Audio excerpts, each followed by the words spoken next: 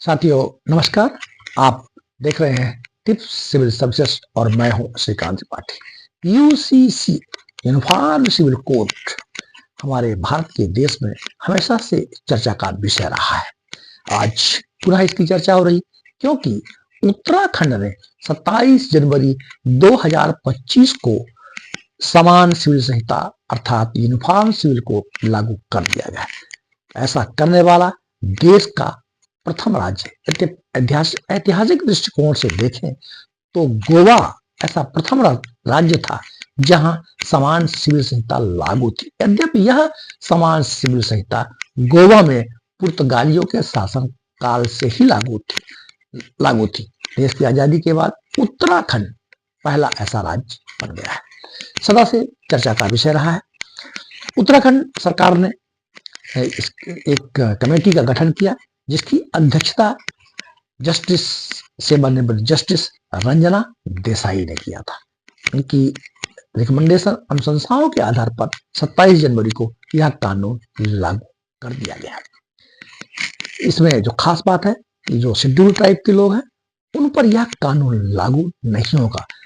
शेष सभी धर्मों पर के जो विवाह के उत्तराधिकार, गोद लेना तथा तलाक संबंधी जो भी व्यवस्थाएं हैं वो सब के लिए एक जैसे पूरे राज्य में लागू होंगी, लेकिन शेड्यूल ट्राइब के लिए यह लागू नहीं होगा।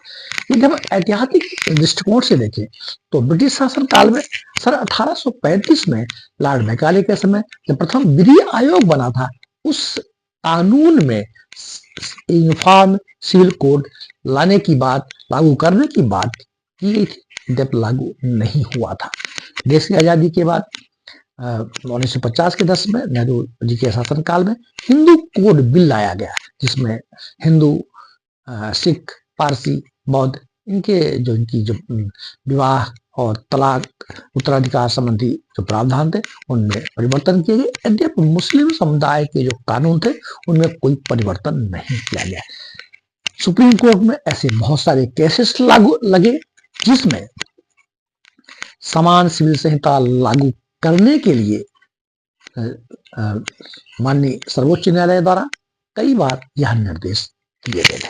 अगर हम ऐतिहासिक दृष्टिकोण से देखें तो शाहबानो केस 1985, शाहबानो केस, इस ऐतिहासिक मामले में सुप्रीम कोर्ट ने शाहबानो को तलाक के बाद गुजारा भत्ता देने का फैसला सुनाया था। अदालत ने समान सिविल संहिता लागू करने पर भी जोर दिया था।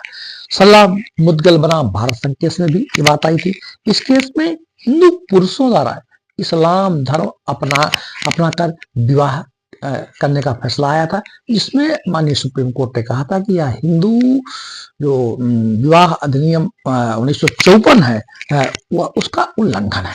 इसी प्रकार जोसेफ साइन बनाम भारत संघ का केस आया और सायरा बानो बनाम भारत संघ 2017, यह 3 तलाक से संबंधित था, तलाक के बिद्दत से संबंधित था, जिसमें कहा गया था कि मुस्लिम जो महिलाएं हैं इस प्रकार का जो तलाक दिया जाता है या मुस्लिम महिलाओं के अधिकारों का उल्लंघन है। और इसी कानून ने, इस फैसले में भी माननीय सुप्रीम कोर्ट ने समान सिविल संहिता लाने की बात की थी। देश की आजादी के बाद हमारे संविधान के DPSP, directive principle state policy, जो संविधान के अनुच्छेद 36 से 51 तक में है, इसके अंतर्गत संविधान के अनुच्छेद 44 में समान सिविल संहिता लागू करने की बात, समान सिविल संहिता बनाने की बात की गई थी। यद्यपि कई बार ऐसे प्रयास किए गए, लेकिन विभिन्न कारणों से यह समान सिविल संहिता कानून लागू नहीं किया गया। समान सिविल संहिता कानून लागू कर दिए जाने से विवाह, तलाक और लिव इन रिलेशनशिप में क्या क्या परिवर्तन आएंगे और क्या किन किन नियमों का हमको पालन करना होगा, इसे भी जानना जरूरी है। विवाह के संबंध में कहा गया है कि विवाह का रजिस्ट्रेशन अनिवार्य है। विवाह यद्यपि धार्मिक रीति रिवाज या कानूनी प्रावधानों के अनुसार ही होंगे। शादी के 60 दिन के अंदर रजिस्ट्रेशन कराना अनिवार्य होगा। रजिस्ट्रेशन के लिए ऑनलाइन केंद्र होंगे। 26 मार्च 2010 से पहले हुए विवाह का रजिस्ट्रेशन कराने के लिए 6 माह का समय दिया गया है। तलाक के संबंध में कहा गया है कि यदि विवाह के बाद पति पत्नी में मनमुटाव होता है तो तलाक हो सकता है। आपसी सहमति से तलाक हो सकता है। यदि पति और पत्नी में से कोई भी किसी अन्य के साथ शारीरिक संबंध बनाता है तो तलाक हो सकता है। क्रूरता का व्यवहार, पति पत्नी में यदि दोनों पक्षों में से कोई क्रूरता का व्यवहार करता है तो तलाक हो सकता है। विवाह के बाद दोनों पक्षों में कम से कम, अगर विवाह के बाद दोनों पक्ष कम से कम 2 साल एक दूसरे से अलग रहते हैं तो तलाक के लिए एप्लीकेशन किया जा सकता है। किसी व्यक्ति की प्रथा, रूढ़ि और परंपरा से तलाक नहीं होगा, तलाक के कानून होंगे। लिविंग रिलेशनशिप वर्तमान में भी ये जीवन साथियों के साथ रहने का, इस तरह के लिविंग रिलेशनशिप की भी चर्चाएं होती हैं। इस संबंध में भी यूसीसी में चर्चा की गई है। इस संबंध में कहा गया है कि जो भी व्यक्ति लिविंग रिलेशनशिप में रहना चाहेगा उन्हें जिला रजिस्ट्रार के यहाँ पंजीयन कराना होगा, बताना होगा। लिविंग रिलेशनशिप में जो बच्चों का जन्म होगा वो वैध माने जाएंगे।